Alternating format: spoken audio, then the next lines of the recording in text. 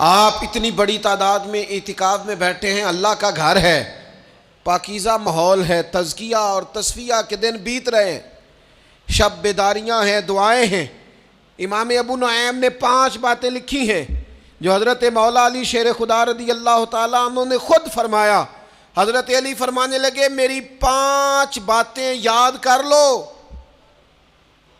اور فرمانے لگے اونٹوں پر بیٹھ کر تلاش کرنے نکلو گے تو یہ باتیں تمہیں ملیں گی کہیں بھی نہیں، لے لو ہم سے، حاصل کر لو، یہ فیض ہے۔ فرمایا ڈھونڈنے نکلو گے نا، ڈھونڈنے، تو تمہیں یہ ملیں گی، ڈھونڈنے سے نہیں چیزیں ملیں گی۔ فرمانے لگے 5 باتیں لے لو یار حضرت شیر خدا کی 5 باتیں، آج اس کو سبق کے طور پر رٹا لگا لو، اسے یاد کر لو، دل میں بٹھا لو۔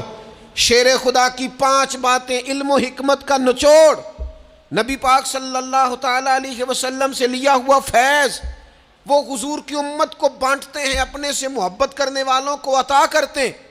حضرت مولا علی شیر خدا فرمانے لگے 5 باتیں لے لو، تم اونٹوں پر بیٹھ کے نکلو گے تو تھک جاؤ گے، لیکن یہ باتیں تمہیں کہیں نہ ملیں گی۔ حضرت علی باتیں بیان کرتے ہیں، فرماتے ہیں پہلی بات یہ یاد رکھنا، بندے کو امید صرف اپنے رب سے رکھنی چاہیے۔ جیت جاؤ گے دوستو دنیا میں اگر یہ بات آ گئی تو، بچ جاؤ گے، دل ٹھنڈا رہے گا، بے قراریاں، بے چینیاں، پریشانیاں جان چھوڑ جائیں گی۔ امید صرف اپنے رب سے رکھو۔ حضرت مولا علی شیر خدا رضی اللہ تعالیٰ عنہ دوسری بات بیان کرتے ہیں، فرماتے ہیں اپنے گناہوں سے ڈرا کرو۔ تم غریب ہونے سے ڈرتے ہو، تم تنگ دستی سے ڈرتے ہو، تم لوگوں کی دشمنی سے ڈرتے ہو، اپنے گناہوں سے ڈرو، کہیں ایسا نہ ہو کہ تمہاری نافرمانیاں رب کی ناراضگی کا سبب بن جائیں۔